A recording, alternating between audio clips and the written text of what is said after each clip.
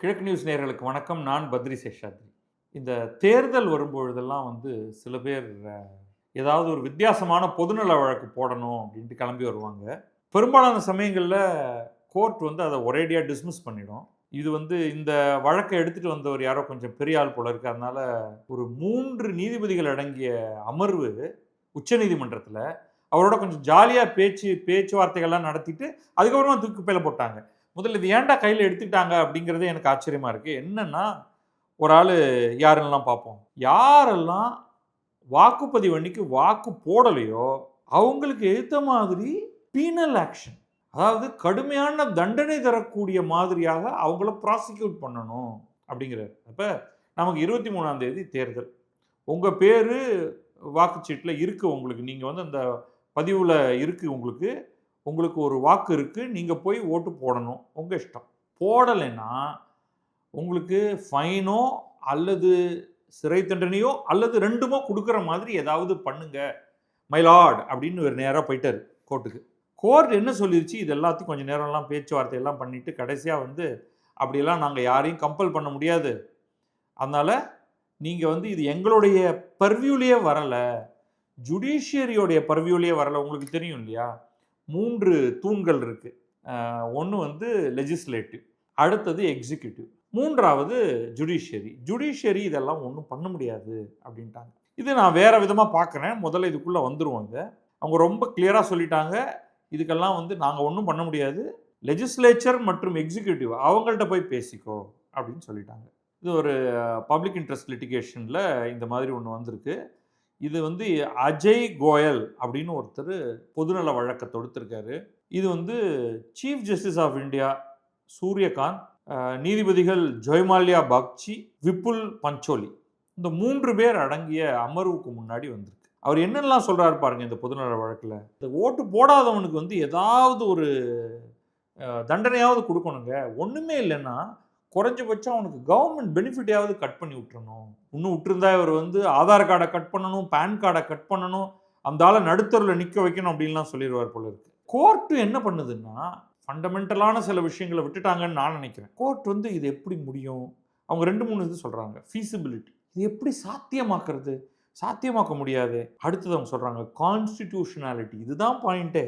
நம்முடைய அரசியலமைப்பு சட்டத்தில் எங்கேயாவது, அதாவது வாக்கை தரக்கூடிய ஒருவர் அந்த குறிப்பிட்ட வயசு தாண்டி 18+ ஆகி அவர் வாக்காளருடைய பெயர் லிஸ்ட்டில் அவர் பேர் இருக்குன்னா அவர் கட்டாயமாக வாக்களிக்க வேண்டும், இல்லையே அவருக்கு தண்டனைன்னு நம்முடைய அரசியலமைப்பு சட்டத்தில் இருக்கா?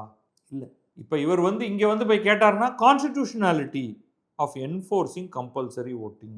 எப்படி இந்த மாதிரியான ஒரு கேஸ் அவங்க என்ன யோசிச்சிருக்காங்க அப்படின்னு பார்ப்போம். இவங்களும் ஜட்ஜஸ் ஒரு சில விஷயங்கள்லாம் கொண்டு வராங்க. எனக்கு அதெல்லாம் முக்கியமானதாகவே தோணலை. அதில் சீஃப் ஜஸ்டிஸ் சூரியகாந்த் சொல்கிறாரு, என்னங்க நீங்கள் இப்படிலாம் சொல்கிறீங்க? தேர்தலில் நடக்கிற அன்னைக்கு நாங்கள் சுப்ரீம் கோர்ட் நடந்துகிட்டு இருக்கோம். என் பக்கத்தில் உட்காந்துருக்கிற இந்த பக்சி இருக்காரு, அவர் மேற்கு வங்கத்தை சேர்ந்தவர். அங்கே 23ஆம் தேதி 29ஆம் தேதி தேர்தல் நடந்துகிட்டு இருக்கு. இவருக்கு எந்த கான்ஸ்டன்சியோ, இவர் அங்கே போய் ஓட்டு போட்டு வர முடியுமா அப்படின்னு கேட்குறாரு. நான் அதுக்கு என்ன சொல்லுவேன், சார் நீங்கள் தான் சுப்ரீம் கோர்ட் ஜட்ஜ் ஆகிட்டீங்கல்ல, நீங்கள் இருக்க போகிறது டெல்லியில் தானே உங்களுக்கு வீடு கொடுத்துருக்காங்க, உங்களுடைய கான்ஸ்டிட்யூன்சியை டெல்லிக்கு மாற்றிருங்க, அப்போ இது பிரச்சனை இல்லை இல்லையா? அடுத்தது, those who chose not to vote, வாக்கே அளிக்க மாட்டேன் அப்படின்னு முடிவு பண்ணுறவங்க மேலே பெனல்ட்டி போட முடியுமா அப்படின்ட்டு அவங்க கேட்குறாங்க. என்ன பண்ண சொல்கிறீங்க? அவங்கள போய் அரெஸ்ட் பண்ண சொல்கிறீங்களா? அரெஸ்ட் பண்ணி பாருங்களேன். இந்த நாட்டில் ஒரு பொது தேர்தல் நடக்குது, அதில் வாக்களிக்காதவன்னு பார்த்தா கோடிக்கணக்கில் இருப்பாயா. கோடிக்கணக்கில் இருக்கிறவங்க போய் அரெஸ்ட் பண்ண சொல்கிறீங்களே, அதை எப்படி பண்ண முடியும்? அவேர்னஸ் மூலமாக இதை மாற்றலாம் அப்படின்னு சொல்கிறாங்க. We can not compel. அவங்க போகலைன்னா போகலதான். என்ன பண்ண முடியும்? அவேர்னஸ் தான் கொடுக்க முடியும் அப்படின்ட்டு.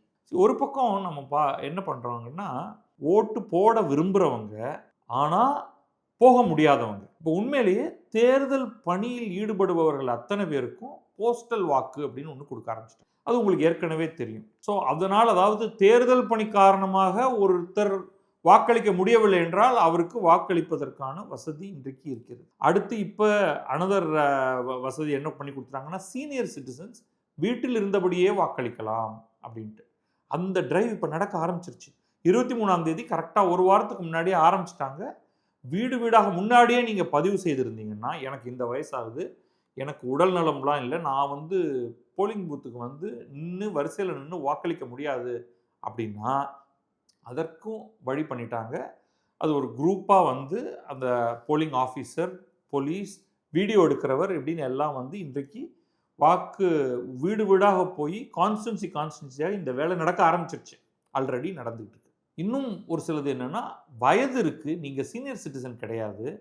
ஆனா நீங்க அன்னைக்கு வேலை செய்தால்தான் உண்டு. இப்ப என்ன, நீங்க ஒரு நிறுவனத்துல வேலை பார்க்குறீங்க அப்படின்னா, நிறுவனம் உங்களுக்கு பெய்டு ஹாலிடே தரணும் இன்னைக்கு. எக்ஸப்ட் சில ஸ்பெஷல், இப்ப வந்து நீங்க மீடியால இருக்கீங்கன்னா, நீங்க மீடியா அன்னைக்கு லீவ் போட்டுருச்சுன்னா, மீடியா கவரேஜ் ஒண்ணுமே வராது.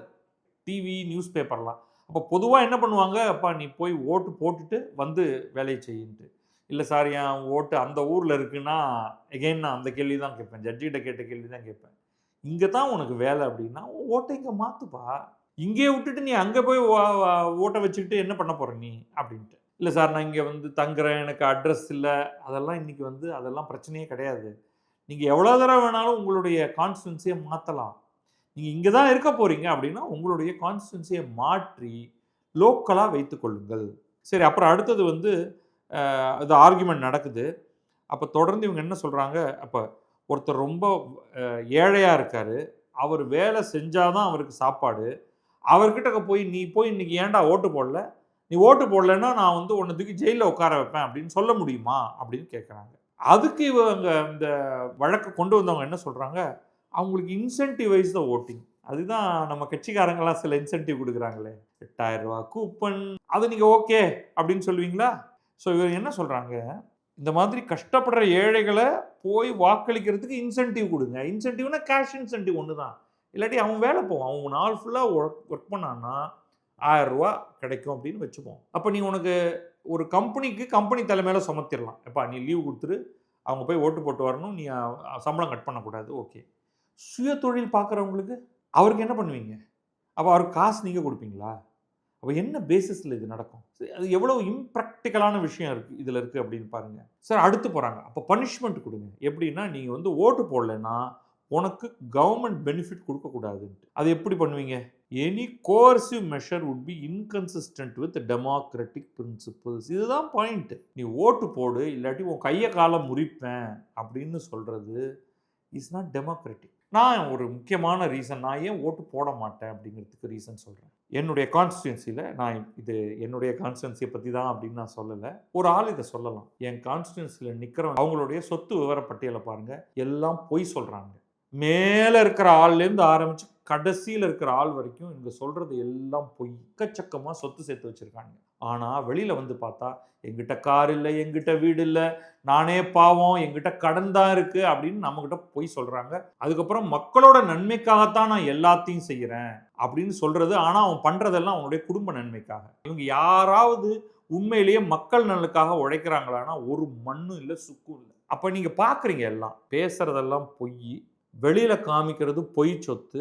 இவனுக்கு நான் என்னத்துக்கு ஏன் நான் ஓட்டு போடணும்? எனக்கு முன்னாடி நீ நிக்க வைக்கிற கேண்டிடேட் எல்லாம் என்ன அப்படியே தங்கமும் வைரமுமா? இதுக்கு நான் எதுக்கு ஓட்டு போடணும்னு ஒரு ஆள் முடிவு பண்றாருன்னா, நீ வந்து இல்லை, நீ ஒழுங்காக போய் ஓட்டு போடுகிறாயா? இல்ல உன்னுடைய கவர்ன்மென்ட் பிரிவிலேஜை புடுங்கி விடவா அப்படின்னு கேட்டா, நீ என்னையா பொதுநல வழக்கு கொண்டு வந்திருக்க? நீங்க ஒவ்வொரு மெஷர் கொண்டு வரீங்க. ரெப்ரசன்டேஷன் ஆஃப் பீப்பிள் ஆக்ட்ல ஏதாவது இம்ப்ரூவ்மென்ட் கொண்டு வர முடியுமான்னு, அது எப்படியெல்லாம் ஏமாத்த முடியும்னு இவங்க ஏமாத்திட்டு இருக்கானுங்க.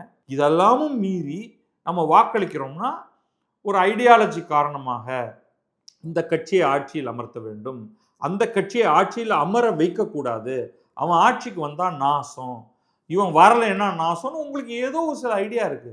அப்படி ஒரு ஐடியாவுமே இல்லைன்னா என்ன பண்ணணும் நீங்க? ஒரு காலத்துல வந்து இந்த 49 ஓ அப்படின்னு ஒரு மறைந்த எழுத்தாளர் ஞானி வந்து அதை ஒரு பெரிய மூவ்மெண்ட்டா ஆக்கி, நான் வருவேன், கையெழுத்தெல்லாம் போடுவேன், ஆனா வாக்குப்பதிவு செய்ய மாட்டேன் அப்படின்னு வெளில போயிருவேன் அப்படின்னு அதுக்கு ஒரு மெத்தடாலஜி ஒன்று இருக்கு. அதே மாதிரி நான் வந்து எல்லாத்தையும் பண்ணுவேன், நானா போய் பிரஸ் பண்ண மாட்டேன். எதுக்குன்னா, நான் வரலைன்னா என் பேர்ல பொய் ஓட்டு எவனா ஒருத்தன் போட்டு போயிருவான், நான் தான் அப்படின்னு சொல்லிட்டு. அதனால நான் வந்து நீங்க சவுண்டு கொடுத்து என்னுடைய நம்பர் வரிசை எண்ணை படிச்சு அதெல்லாம் ஸ்ட்ரைக் பண்ணி நீங்க கையெழுத்தும் போட்டுட்டு கையில புள்ளிய வச்சுட்டு நான் ஓட்டு போட மாட்டேன் அப்படின்னு சொல்லிட்டு போறது. சில பேர் என்ன பண்ணுவாங்கன்னா, நான் போவேங்க, போயிட்டு ஏதாவது ஒரு சுயேட்சைக்கு சும்மா ஒன்று குத்திட்டு வருவேன், ஓட்டு போட்ட மாதிரியான சந்தோஷமும் இருக்கும். இந்த எந்த கட்சிக்காரனுக்கும் நான் ஓட்டு போடக்கூடாது அப்படின்னு சொல்றவங்கலாம் இருக்காங்க உண்மையிலேயே. பட் இதெல்லாம் நியாயமான ஒரு விஷயம். ஆனா மக்களுக்கு கோபம். இப்ப நீங்க பார்த்தீங்கன்னா, சில இடங்கள்ல ஒரு குடியிருப்புல இருக்கிற அத்தனை பேரும், எங்களுக்கு சாக்கடை சரியில்ல, எங்க பகுதிக்கு பஸ் வரல. இப்ப என்ன வந்து ஓட்டு கேட்க வந்தீங்கன்னா, நான் உன்னை புறக்கணிக்கிறேன் அப்படிம்பாங்க.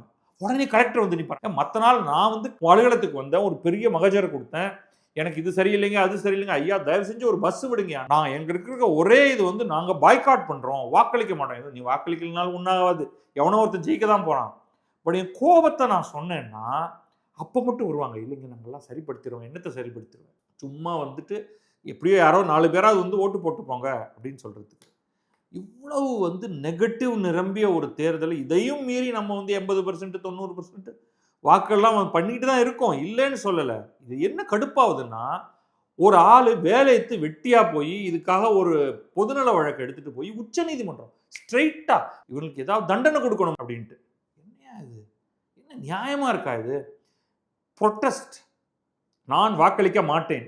எனது வாக்கை பெறுவதற்கு நீங்கள் யாரும் தகுதியானவர் அல்ல என்று ஒருவர் சொல்வதற்கு இந்த நாட்டில் அதிகாரம் வேண்டும். நீங்க அந்த அதிகாரத்தை பறிக்க முடியாது. யாருக்காவது வாக்களிக்கணுமா கூடாதா? வாக்குச்சாவடிக்கே போகணுமா கூடாதா? நான் எதுக்கு என் வீட்டை விட்டு வெளில போகணும்? அப்படின்னா, நான் வெளில வந்தா எனக்கு என்னுடைய வாழ்க்கையை நீ மாற்றுவியா? எனக்கு கோபம் வந்து அதுலலாம் கூட இல்ல. இதுக்கு ஒரு ஆள் வந்து ஒரு பொதுநல வழக்கு கொண்டு வரான். அப்படிங்கும்போது தான் கோபம் வருது. நீ கொண்டு வர வேண்டிய பொதுநல வழக்கு என்ன? ஆட்சிக்கு வந்தான்னா நடுத்தெருவுல வச்சு 4 கேள்வி கேட்கணும் அப்படின்னு பொதுநல வழக்கு கொண்டு வாயேன். அப்போ வந்து என்ன பண்ணுவாங்க கோர்ட்ல? உண்மையிலேயே நம்ம செய்ய வேண்டியது டிராமாட்டிக் ரிஃபார்ம். அந்த ரிஃபார்ம் வந்து கொஞ்சம் கொஞ்சமாவது செய்யணும். இதுல மோஸ்ட் அன்இம்பார்ட்டன்ட் அப்படின்னு எடுத்துக்கிட்டா, எல்லாரையும் ஓட்டு இன்னும் 100% ஓட்டு போட்டா மட்டும் என்ன கிழிஞ்சிற போகுது? ஒருத்தருக்கு நியாயமாவே இந்த சிஸ்டத்துல இன்வால்வ்மென்ட் வரணும், இன்ட்ரெஸ்ட் வரணும்னா, அந்த தனிநபருடைய வாழ்க்கையில ஒரு மாற்றம் வரணும். இப்ப இருக்கக்கூடிய கரண்ட் பொலிட்டிக்கல் சிஸ்டத்துல அது அவ்வளவு சிறப்பா இருக்கா இந்தியால, தமிழகத்துல அப்படின்னா இல்ல அப்படிங்கிறது தான் நம்முடைய வெர்டிக்ட்டா இருக்கு. ஆனாலும் நம்ம இந்த ப்ராசஸ்ல இன்வால்வ் ஆயிட்டு இருக்கோம். இப்ப இதுல போய் ஒரு ஆள நீ ஓட்டு போடுறியா இல்லையா? உன்னை தொலைச்சு விடுவேன் தொலைச்சு அப்படின்னு பேசுற மாதிரி, முதல்ல இந்த ஆளு மேல வந்து ஒரு 10 லட்சம் ரூபாய் அபராதம் விதிச்சு ஓட துரத்தி விட்டுருக்கணும். அதை விட்டுட்டு இதை லெஜிஸ்லேச்சருக்கு எடுத்துட்டு போ, எக்ஸிக்யூட்டிவ் எடுத்துட்டு போ அப்படின்னு சொல்லிட்டு இருக்காங்க நம்ம ஜட்ஜஸ். மாத்தணும் இதை. இவங்க இதுக்கெல்லாம் இந்த மாதிரி பொதுநல வழக்குகளை அலோ பண்ணவே கூடாது. நம்ம செய்ய வேண்டிய வேலை வேற. அதில் தான் நம்ம ஃபோக்கஸ் பண்ணணும். நான் உங்களை எல்லாரையும் வந்து எலெக்ஷனை பாய்காட் பண்ணுங்கன்னு சொல்லல. ஆனால் எலெக்ஷனை ஒருவர் பாய்காட் பண்றாருன்னா அது அவருடைய தனி உரிமை. அந்த உரிமை பாதுகாக்கப்பட வேண்டும். அந்த உரிமை இருக்கும் பொழுது தான் உங்களுக்கு ஒரு ஒரு பிக்சர் தெளிவாகும். இவ்வளவு பேர் ஏன் ஓட்டு போட வரல? அவருடைய ஓட்டு எனக்கு இருந்ததுன்னா நான் ஜெயிச்சிருப்பேனேன்னு ஒருத்தர் உணரணும். அப்ப அப்படிப்பட்டவர்களை நோக்கி போகணும். நீ உன்னுடைய ஓட்டை எனக்கு கொடுப்பா, உனக்கு என்ன வேணும் அப்படிங்கிறத நான் தரேன் என்று ஒரு நெகோசியேஷன் அங்கே உருவாக ஆரம்பிக்கணும். அதை விட்டுட்டு உனக்கு கவர்மெண்ட் ப்ரிவிலேஜஸை எடுப்பேன், உனக்கு வந்து பீனல் ஆக்ஷன் எடுப்பேன் உன் மேல, உனக்கு இன்சென்டிவ் தரேன், இதெல்லாம் தேவையில்லாத விஷயம். இது வந்து நான் இந்த பொதுநல வழக்கையே கடுமையாக கண்டிக்கிறேன். இதை வந்து கோர்ட் இந்த வழக்கை டைரக்டாக டிஸ்மிஸ் பண்ணி 1 கோடி ரூபா ஃபைனை போட்டு அந்த ஆளை துரத்தி விட்டுருக்கணும். இந்த அஜய் கோயல் அப்படிங்கிறவர். என்ன வழக்கு இது? சம்மந்தமே இல்லாத ஒரு வழக்கு இது. எனிவே, நன்றி வணக்கம். நான் பத்ரி சேஷாத்ரி. இது கிழக்கு நியூஸ்.